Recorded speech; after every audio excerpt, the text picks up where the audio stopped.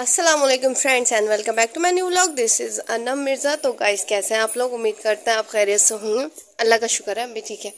तो यहाँ मॉर्निंग का टाइम है। जैन को उसके दादा के पास दे दिया है और यहाँ पर देखिए जैन ने कितना मतलब उद्यम सा मचा रखा है। इधर आधर सारे में फैलावा ही फैलावा है और बस मुझे जुकाम सा भी हो रहा था, बुखार इसलिए।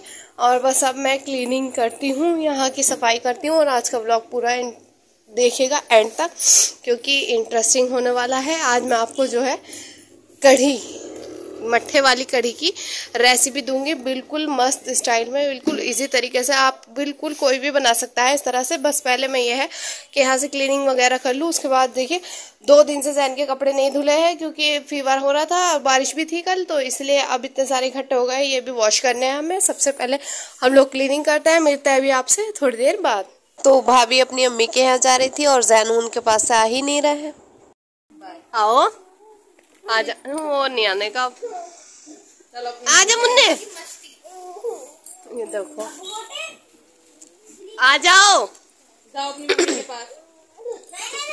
बस इसे बुरखे की अब पहचान हो गई।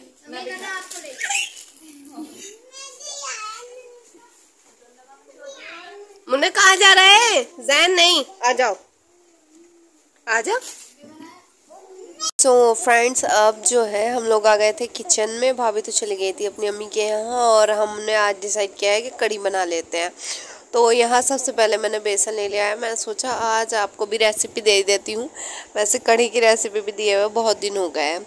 और कढ़ी ये होता कि ऐसे मौसम में कढ़ी चावल दोपहर में ही अच्छे लगते हैं, शाम में तो कोई खाता ही नहीं है। तो यहाँ पर मैंने जो है बेसन ले लिया है 250 ग्राम, क्योंकि भाभी भी नहीं है। और यहाँ मसाले मैंने डालना है धनिया मिर्च अपने टेस्ट के अकॉर्डिंग 2 चम्मच, और नमक हल्दी। और यहाँ मैंने थोड़ा सा जो है प्याज का पेस्ट ले लिया 1 चम्मच, बड़ा चम्मच, और 1 चम्मच मैंने लहसुन अदरक का पेस्ट लिया। और ये मट्ठा हमारा फ्रिज में रखा हुआ था तो मैंने कहा इसको हिला लेते हैं अच्छे से क्योंकि मिक्सअप हो जाए, वरना नीचे से जम जाता। ऊपर पानी पानी आ गया था इसका। तो कभी भी कुछ इस तरह का यूज़ करें तो उसको हिला ले अच्छे से। और अब मैं इसको मिक्स कर देती हूँ। और कढ़ी में जो मज़ा आता है तो वो मट्ठे की ही कढ़ी में आता है। मतलब ये है जो दही वाली होती है उसके कंपैरिजन में मट्ठे की बहुत अच्छी लगती है। और अगर आप हमारे चैनल पर नए हैं तो सब्सक्राइब करना ना भूलें, क्योंकि इस तरह की और भी रेसिपीज़, मतलब खाने पकाने के बारे में या घरेलू वीडियोस ही हमारे चैनल पर आपको देखने की मिलेगी। और कमेंट करके बताया करें कि कैसी आपको वीडियो लगती है। अब मैं इसको जो है फेंटने लगी हूँ कि इसमें जो है ये बबल्स आ जाते हैं, लम्स आ जाते हैं। थोड़ी इसको हिंदी में गुड़ी भी बोलते हैं, जैसे गुड़ी आ जाती है तो इसको अच्छे से हम लोग फोड़ देंगे। अच्छा स्मूथ सा इसका जो है पतला हम घोल बना लेंगे इसका कढ़ी का, क्योंकि ये जैसे ही इसमें एक उबाल आएगा, बॉईल आएगा, तो अच्छे से ही गाढ़ा हो जाएगा। तो इसकी वजह से बस अब मैंने इसमें खूब सारा पानी ऐड कर देना है। लगभग मैंने यहाँ पर 2 लीटर पानी ऐड किया है, क्योंकि 1 से अब 1.5 घंटे तक मैं इसको फुल फ्लेम पर पकाने के लिए रख दूँगी। तो यहाँ पर जब तक हमारी ट्रिक एक कढ़ी की है, जब तक कि इसमें बॉईल नहीं आता है तब तक हमें इसको चलाते रहना है, नहीं तो हमारा बेसन नीचे बैठ जाएगा और कढ़ी में बिल्कुल भी टेस्ट नहीं आएगा। तो यहाँ पर मैं अब इसको तब तक किचन में खड़े रहकर ही मुझे चलाना होगा। सो फ्रेंड्स, मैंने लगभग 1 से सवा घंटे तक कढ़ी को पका लिया था और तब तक मैंने जैन के कपड़े वगैरह वॉश कर दिए, अपना बाकी का काम निपटा लिया। और अब मैं यहाँ पर जो है ये फुल्कियाँ डालने लगी हूँ। तो मैंने इसके लिए बेसन में नमक और सोडा डाल करके सिंपली इसका मतलब ज़्यादा पतला बैटर हमें नहीं बनाना है, इतना ऐसा बैटर बनाना है जैसे आप देख पा रहे हैं कि फुल्के इस तरह से इसमें डिप हो जाए।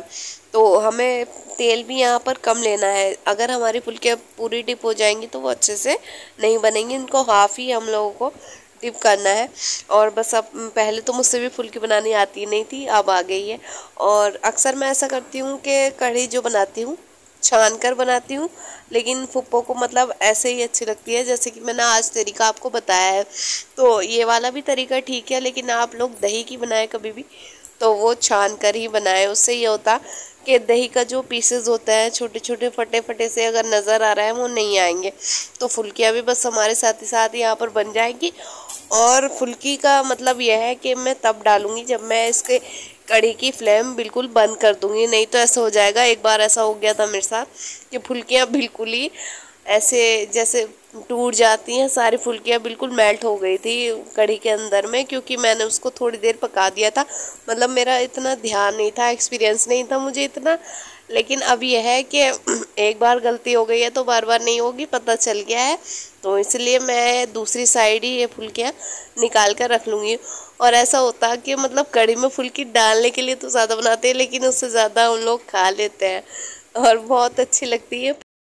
तो अब मैंने यहाँ पर फुल्की जो है बना दी है, बस ये लास्ट में जो ऑयल रह जाएगा तो इसको ही हम लोग ऐसा करते हैं कि इसका तड़का लगा देंगे, क्योंकि कढ़ी भी साथ ही साथ हमारी अब गाढ़ी होने लगी है। मतलब पतली सी ही रखती है क्योंकि बहुत पकाई मांगती हैं ये, तो इसलिए। और माशाल्लाह अच्छी खुशबू इसलिए आ रही है, मट्ठे की है क्योंकि ये। और देखें यहाँ पर हमने फुल्की भी बना करके तैयार कर दी है। तो अब देखिए माशाल्लाह हमारी कढ़ी भी बनकर तैयार हो गई है मस्त सी। इसमें हमने मिर्च का, मेथी का और ज़ीरे के साथ हींग का बघार लगाया है। बस इसकी इतनी ही कंसिस्टेंसी अच्छी लगती है।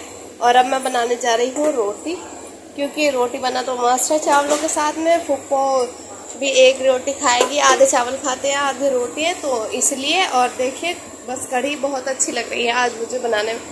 और आपको रेसिपी दी है एक बार, चावल भी बनकर तैयार हो गए हैं, तो इस तरह की कढ़ी बहुत ट्राई कीजिएगा ज़रूर।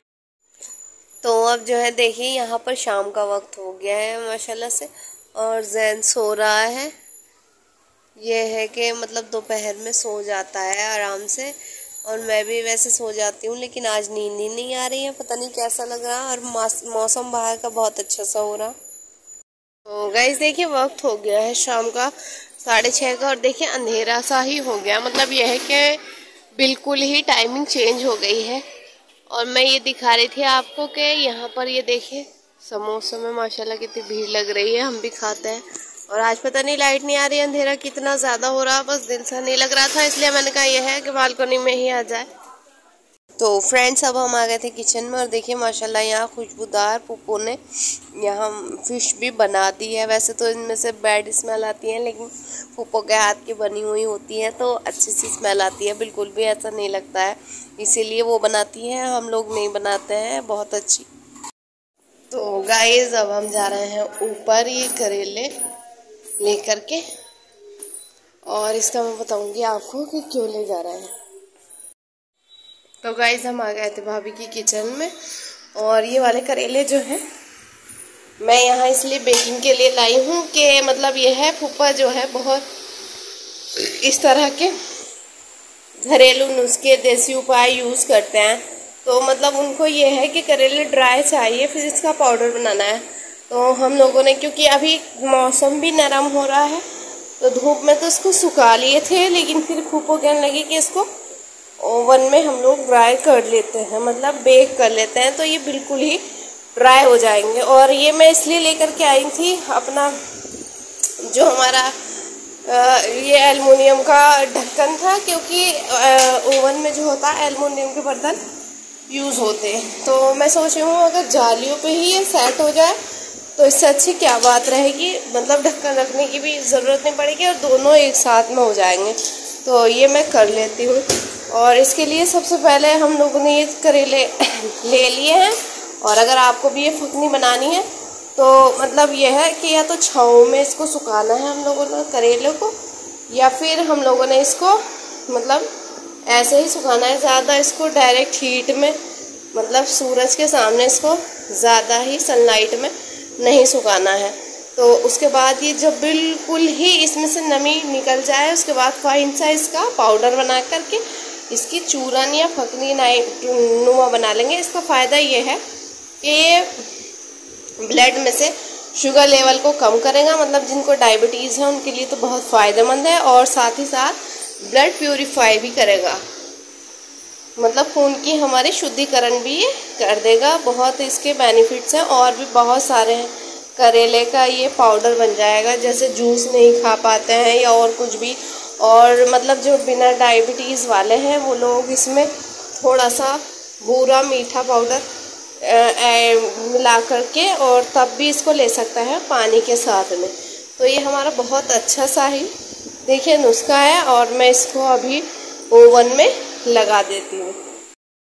तो गाइस यहाँ पर देखिए मैंने जो है दोनों जालियों पर ये सेटअप कर लिए हैं, और बहुत काफ़ी इसमें टाइम लग गया था। तो अब मैं इसको यहाँ पर सेट करके ओवन में, क्योंकि मतलब और भी हैं, ये तो रखे ही गए हैं, लेकिन इसके अलावा ये वाले भी बाकी बचे हुए हैं।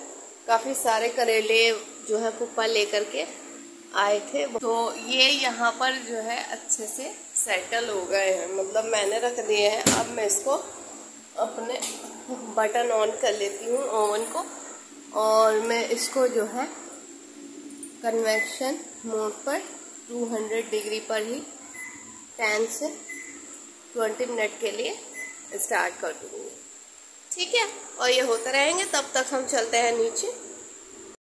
तो फ्रेंड्स हम लोग जाने लगे हैं अपने करेले देखने के लिए, अब फिर से ऊपर, क्योंकि काफ़ी टाइम हो गया था। नीचे भी जैन को देखा, बाकी काम किया इसलिए, और वैसे पकाने का ज़्यादा कुछ है नहीं। दोपहर में कढ़ी बनाई थी तो वही। और देखिए ओवन तो हमारा ऑटोमेटिकली कट हो ही गया है। और ग्लव्स कहाँ रखा हुआ है, ग्लव, ये रहा ग्लव हमारा। और केयरफुली इसको मैं निकाल लेती हूँ।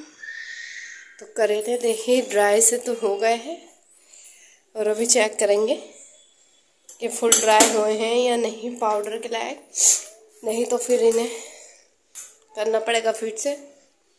और वहाँ पर भी थोड़े से गिर गए हैं, इनको भी मैं इस तरह से हटा लेती हूँ, क्योंकि ये छोटे साइज़ के कटे हुए हैं सूखने की वजह से, तो इसलिए ये भी मैं उठा लेती हूँ। तो गाइस यहाँ पर देखिए ये ड्राई तो हो गया है, लेकिन अंदर से अभी इनमें मॉइस्चर बाकी है, तो मैंने थोड़े से और इस पे लगा करके अब मैं इसको जो है 20 मिनट के लिए नहीं, ज़्यादा टाइमिंग के लिए इसको रखूँगी मैं। और फिर से हम लोग इसको चला देते हैं। और यहाँ पर देखिए भाभी गई हुई हैं, तो काफ़ी सुमसाम सी हो रही है और अजीब सा लग रहा है, मतलब इसलिए मैं नीचे चली गई थी। आज मैं बहुत दिनों बाद जो है इस तरह से छत पे आई हूँ, तो देखते हैं थोड़ा सा छत का नज़ारा कि कैसे हो रखा है। वैसे तो मतलब यह है कमी से ही आते हैं तो बस भाभी किस तरफ ही आ करके चले जाते। और ये वाईफाई के वायर्स वगैरह आ रहे हैं हमारे। और माशाल्लाह ये है कि सहारनपुर के बाज़ार में काफ़ी अच्छी रौनक रहती है अगर हम आ जाते हैं।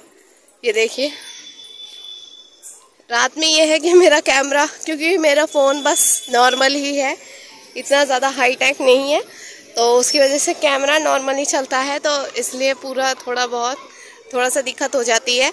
और मैंने कई बार आपको पानी पूरी दिखाए हैं, तो ये वाला स्टॉल लगता है हमारा पानी पूरी का, जहाँ से ये ला करके हमें खिलाते हैं शाम में।